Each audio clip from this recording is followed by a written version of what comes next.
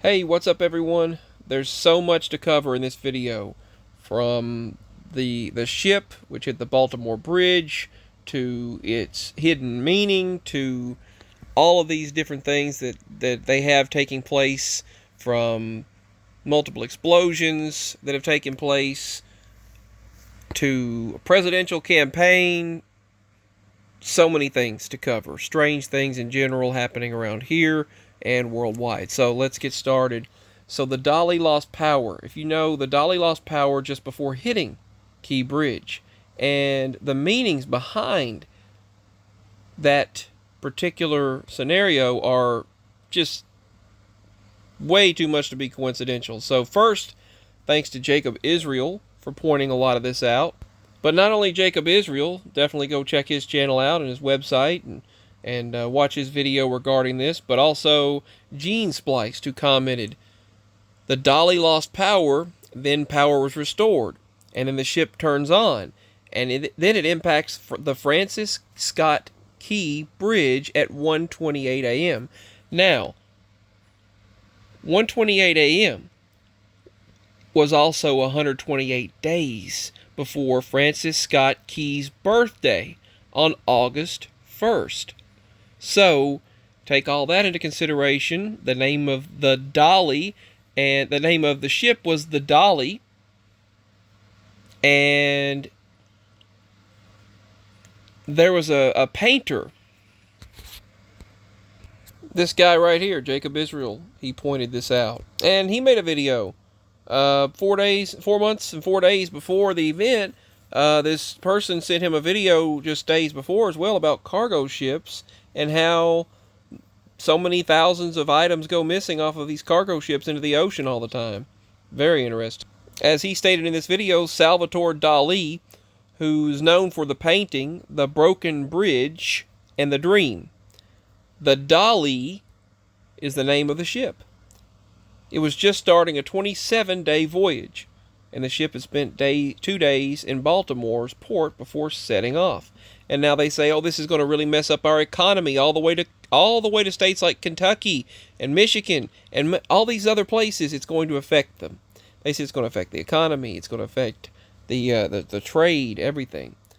But the Dolly was just starting a 27-day voyage, and the Broken Bridge is a painting by Salvador Dali. It's called The Broken Bridge and a Dream. So that's just something I found interesting, and I thank Jacob and that other individual for sharing this information. So another person pointed out, when the power comes back on, there's a massive amount of machinery to restart before the machine main engine can be restarted. And as a retired senior engineering officer, they said they're baffled by that loss of power. Usual procedure is to run extra generators, steering gear, pumps, and etc. while on standby, exactly to prevent situations like this.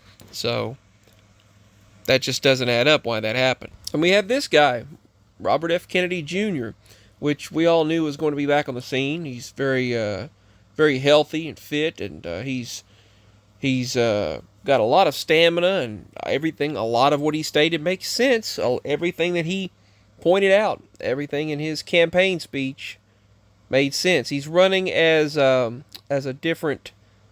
He's running as a different type of politician. It's not independent. It's not Democrat or Republican, but it's completely different. So, Robert F. Kennedy Jr. in the news, and with the things he's stating, it makes complete sense. And he should be very careful that they don't do something crazy. But this is this guy. He's in the news again, and he is running for president. Now, another thing I want to talk about is a lot of people are becoming septic. A lot of people. This woman here, she thought she was suffering from just a tickly sore throat, and you can see she had a healthy body. She worked out a lot. She obviously exercised and walked, and they said she thought she was suffering from a regular tickly throat, but had to go to the hospital after she started vomiting and suffering a fever. So what happened to her is she had gotten sick and didn't know why. Well, she went to the emergency room. After going to the ER, they told her that she's going to just have to go back home. She's just got a food poisoning or something happened. She'll get over it. Well, Sherry Moody, 51, from Houston, Texas, she thought she was just suffering from the regular tickly sore throat, but then had to go to the hospital after she started vomiting and suffering a fever. Well, they told her everything was fine at the ER. Go back home. 2 days later, she had to go back and be rushed to the hospital after her husband found her being unresponsive.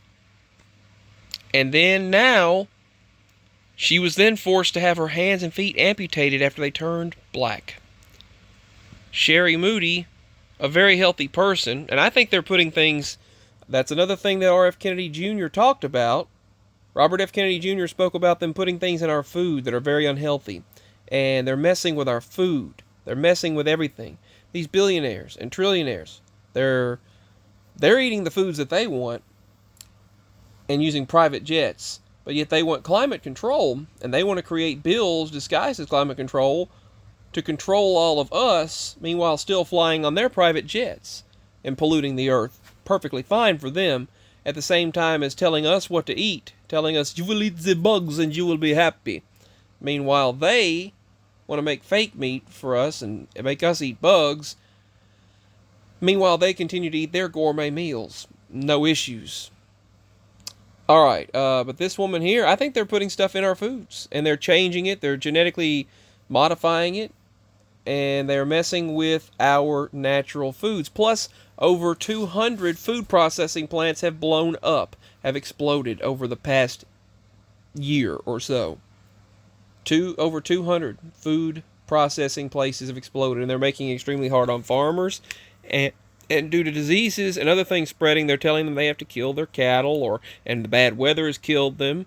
And yeah, having to kill their livestock. Moving on to that, from that, I believe that they are putting things out there messing with our food, and that's why so many people, including my mama, were getting septic. I've talked to so many people who've become septic. This is not a coincidence. But anyway, this very healthy woman experienced a life-threatening situation. They're saying sepsis now affects over 245,000 people in just the United Kingdom alone every year. Now, this condition of hers was triggered by an infection, but it is not contagious and cannot be passed from person to person. They say it's caused by the body's immune system going into overdrive, attacking its own internal organs, and sometimes leading to a deadly septic shock, which can even cause you to go into a stroke, have a stroke. Symptoms can be hard to spot, but they said it includes confusion, slurred speech, not making sense, blue, gray, or pale, blotchy skins, a rash, and difficulty breathing. Well, after all of that, Sherry woke up in the middle of the night saying that she needed to go to the hospital, and doctors then diagnosed her with pneumonia. Well, after all that, turns out doctors were forced to amputate both of her legs below the knee in June of 2023, and both of her arms above the elbow the very following month. And that's her afterwards. Thankfully, she's still alive, and with her family, but it's just kind of, it's suspicious that a lot is going on. Now, Sherry said she was choosing to be happy while she waits to get her independence back. And she woke up in the middle of the night, diagnosed with pneumonia, and that's what happened. ER just kind of kicked her out. ER just said, oh, you're fine. You just got a flu or something, go back home, and then that's what happened. Then a month later, she had to be amputated. Her legs amputated. All right, and this person here, back to the boat. Back to the strange things about the boat. 5 minutes of research shows that the shipping boat was a Dolly ship owned by Grace Ocean Private. It's a Singapore-based company. Singapore has strengthened relations recently with CHINA, the Dragon. No coincidence here whatsoever. And then Jacob added a whole lot more to it. And then I find this very interesting right here. Dolly loses power, hits that Francis Scott Key Bridge, 1:28 a.m., 128 days before Francis Scott Key's birthday on August 1st. I mean, Man, just so much. There's a cell tower near our area. A lot of strange sounds come from around, and it sounds like something going on. That is some. I've got to talk about that in another video. Some kind of a hatch at that cell tower. And they said this cell tower will not give you signal. Strange facility on the hill. I'll talk about that in another video. AI really expanding right now. I want you to take a look at this graph, this model, this graph here.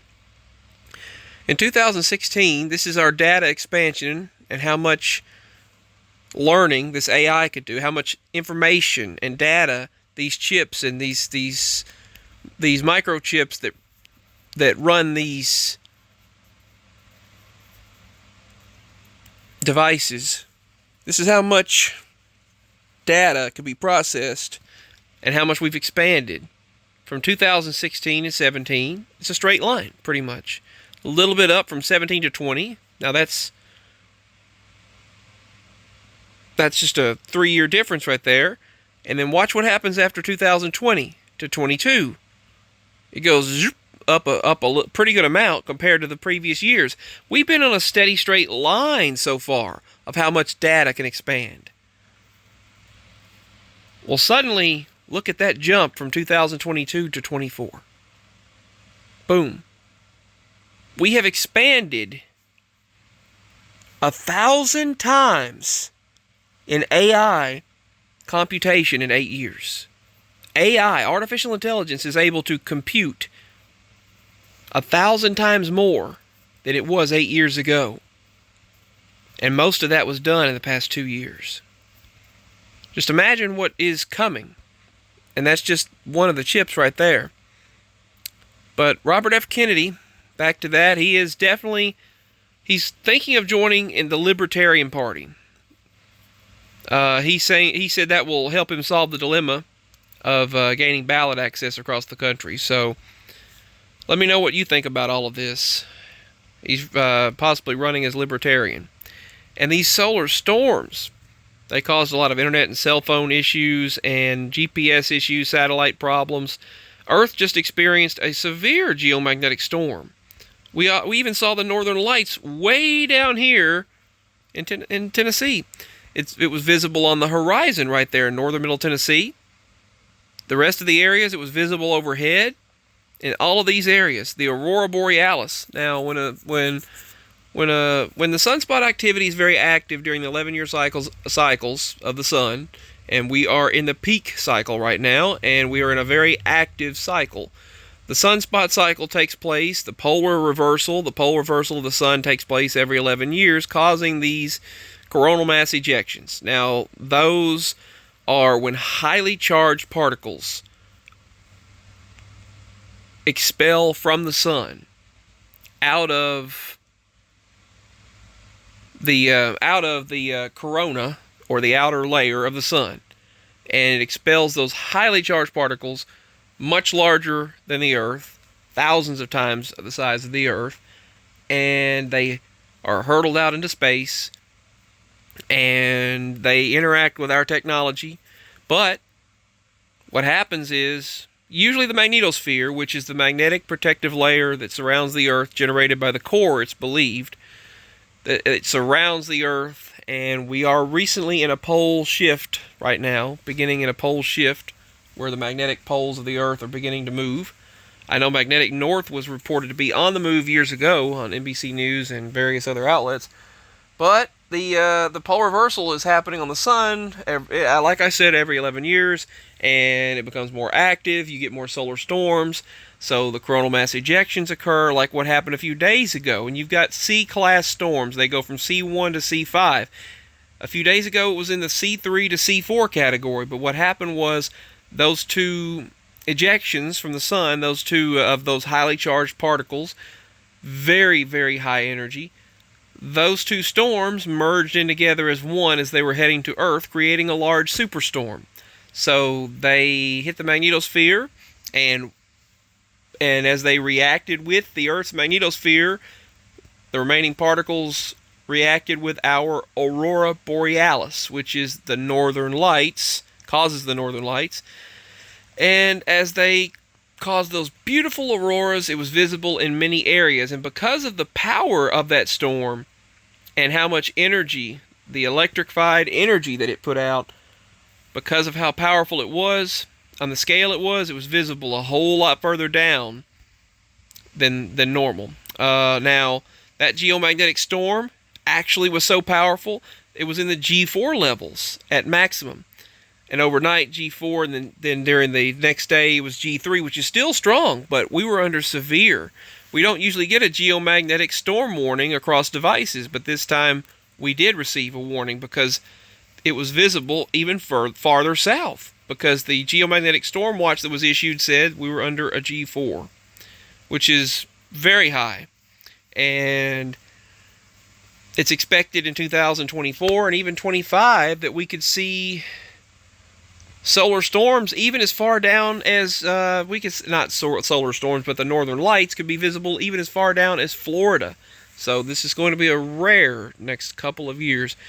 They're putting out warnings about these eclipses, and I know people are crazy. Maybe that's the reason they're deploying the National Guard. Maybe that's the reason why they're setting emergency management systems up, because there's going to be a lot of traffic, a lot of crowds, and there's going to be, interestingly, it's going a lot through a lot of Nineveh, and a lot of it's going to go through Rapture, Indiana, according to God Rules channel, Rapture, Indiana, and it's going to go through actually a couple of Rapture places, as well as the Ark Museum in Texas, and the constellation visible behind it is known as the Whale. So very interesting, very interesting.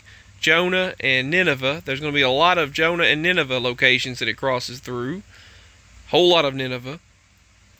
And Nineveh and Jonah, that's in the Bible, and he gets swallowed by the gigantic creature, and many attribute it to a whale, and then the Whale is the constellation visible behind this eclipse. So that's pretty amazing. Plus the Devil's Comet. You've got the Devil's Comet coming through during this time. It's just, and they're putting out warnings telling people to stock up during that time because of all the chaos and possible power outages. So just something to think about. Very interesting things happening. You just can't make all this up. This is in Nashville, Tennessee. The Weather Authority says that the beginning time, the best visibility, no, we won't see the full eclipse, but it'll be about 12:45 p.m., 95% eclipse to 2:03, and it ends at 3:15 p.m. That's the best vision we'll get, 95% eclipsed on April 8th, 2024. There will be no totality for our location, but it will be 95% visible. So, a lot of news to talk about. So, please share your thoughts. And I know they're going to label you a CT, a sea theorist if you try to talk about what happened. They're already calling them that for discussing what happened with that Baltimore bridge. But when you put all of these things together, you cannot help but see. When you open your eyes, you actually see what's going on. Alright, signing out. Please share this video with others, like, subscribe, and don't forget to leave your comments below, and please show support. It helps out. I really need it, and I thank you if you do. So, much love, everyone. Share this video, share this information so others can see the truth. Signing out.